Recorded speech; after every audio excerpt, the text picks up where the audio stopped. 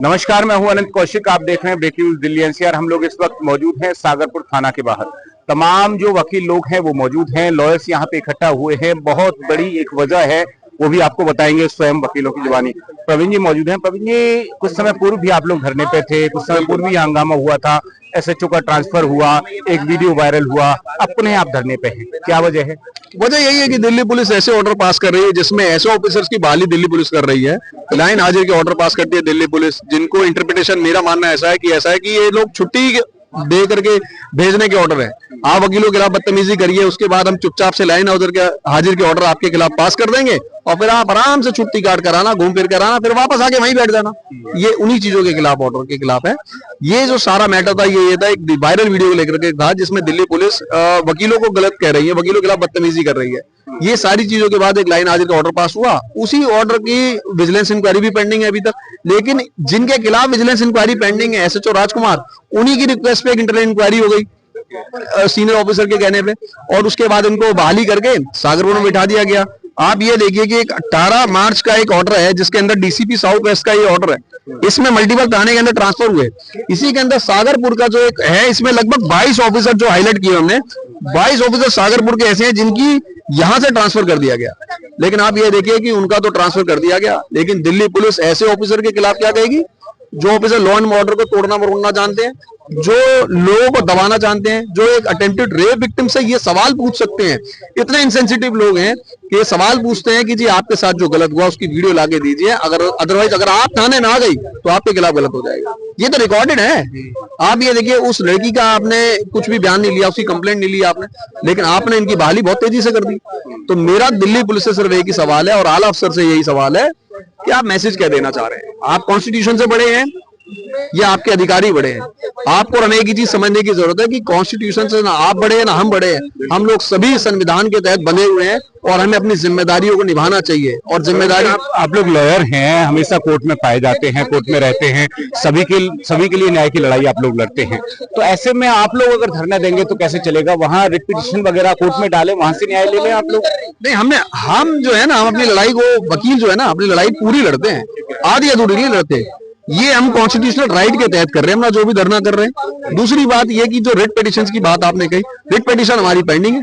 Delhi high court में मैंने writ petition डाली हुई है, ऑलरेडी लिस्टेड है वो। उसके अंदर ऑर्डर्स आएगा, हम उसका भी वेट करते हैं। हम न्याय प्रणाली पे पूरा भरोसा है मुझे कि दिल्ली हाई कोर्ट उस मामले में संज्ञान लेगा, और जो ऑर्डर दिल्ली पुलिस के सीनियर ऑफिसर पास करने से डर रहे हैं, उनकी कलम नहीं चल रही है, उनकी कलम तोड़ने का काम दिल्ली हाई कोर्ट के जजेस करेंगे। अभी धरना आपका किस तरह का रहेगा? ये अनिश्चितकालीन धरना है और इसकी कोई म्याद आप लोगों ने रखी है? हमारी म्याद इसमें यही है कि आप जितनी जल्दी ये सस्पेंशन ऑर्डर पास करेंगे उतनी जल्दी धरना ये खत्म होगा, अन्यथा ये धरना खत्म होने वाला नहीं। 24 घंटे 7 दिन जारी रहेगा ये धरना? बिल्कुल, अभी जारी है ये। अभी हम लोग इसी प्लानिंग से बैठे हैं, और जब तक दिल्ली पुलिस इसमें जिम्मेदारी से चीजें करेगी उसके बाद सारे डिसीजन हमारे सारे सब साथी लेंगे। आगे वकीलों का कितना और समर्थन आप देखते हैं? बार का कितना समर्थन देखते हैं? केवल द्वारका कोर्ट का ही समर्थन प्राप्त रहेगा या अन्य जो बार हैं वहां का भी समर्थन प्राप्त होगा आप लोगों को? ये सिर्फ एक बार का मैटर नहीं है, ये तो वकील पेशे का मैटर है। तो इसी में इसको सिर्फ एक बार से मैं जोड़ के नहीं देख सकता हूँ। हालांकि समर्थन हमें दिल्ली की सभी जिला अदालतों का, हाई कोर्ट का, सुप्रीम कोर्ट के भी हमारे कई साथी यहाँ पे मौजूद हैं। तो मेरा मानना ऐसा है कि ऐसे मैटर जो वकीलों से जुड़े हैं वहां पे सभी लोग एक है, लोग आ रहे हैं और लोग आते ही जा रहे हैं। तो अभी क्या कुछ बात हुई है आपकी? आप लोग मेरे ख्याल दोपहर में आज आ गए थे 3 बजे के आसपास में, तब से लेके कोई बात हुई है पुलिस अधिकारियों से आपकी? हमारे साथी बात कर रहे हैं और अभी भी आगे बातें चल रही हैं, देखते हैं क्या निकल कर आता है। पर मेरा भरोसा ऐसा है कि जहां ऐसे ऑफिसर बैठे हैं जो इनकी बहाली कर रहे हैं, वही ऐसे इनकी कमर तोड़ने का काम भी करने वाले ऑफिसर्स बैठे हैं। तो कुछ ना कुछ होगा और अच्छा होगा। डिमांड आपकी क्या है? एसएचओ को हटाया जाए, इसके अलावा और कोई डिमांड?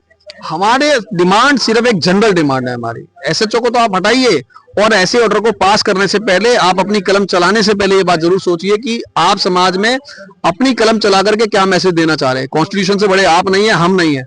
आपको सिर्फ इतना मैसेज देना है जनता को कि जनता पे आपका भरोसा कायम हो, हम पे भरोसा काम हो। लेकिन आप क्या कर रहे हैं? अपना भरोसा जनता से खत्म कर रहे हैं, वकीलों से खत्म कर रहे हैं। क्योंकि हम शालीनता से चलने वाले लोग हैं, हम प्यार से चलने वाले लोग हैं, और हम चाहते हैं अपनी बात मजबूती से रखना, और उस बात को आपको सुनना पड़ेगा। आंदोलन आपका शांतिपूर्ण ही रहने वाला है? आप लोगों की तरफ से कोई ऐसी गतिविधि नहीं की जाएगी जो कानून के खिलाफ हो? हमारे साथी, मैं पहले दिन से आपको कह रहा हूं कि हमारे साथी जो है कानून को मानने वाले लोग हैं, भीमराव अम्बेडकर साहब के कानून को मानने वाले लोग हैं, कॉन्स्टिट्यूशन को मानने वाले लोग हैं। तो यहाँ तो अराजकता और ये सारी चीजों की तो बात ही नहीं उठती। आप ये देखिए जितने वकील है, काला कोर्ट जो है ये बड़ी मेहनत करके कमाया हुआ है, सभी लोग पोस्ट ग्रेजुएट मिनिमम है। तो हम लोगों को कानून पता है और हम लोग कानून के दायरे में जाके अपनी बात रखेंगे, जो भी रखेंगे। कोई पुलिस की तरफ से जोर जबरदस्ती या कोई आजमाइश की जाए देर रात में या ऐसा कभी?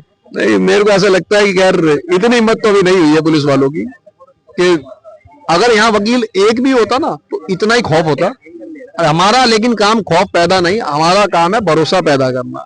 हमारा काम है आप लोगों के साथ ताल मेल करके लोगों के लिए लड़ना, हमारा इतना काम है। लेकिन आप जिस तालमेल को तोड़ने का काम कर रहे हैं उस तालमेल को हम ठीक करने का काम करेंगे। प्रवीण जी, जो रेप पीड़िता थी उसको क्या इंसाफ मिल पाया? क्या मेरे ख्याल से एफआईआर उसकी दर्ज हो पाई बाद में या नहीं हो पाई? उसका क्या स्टेटस है केस का?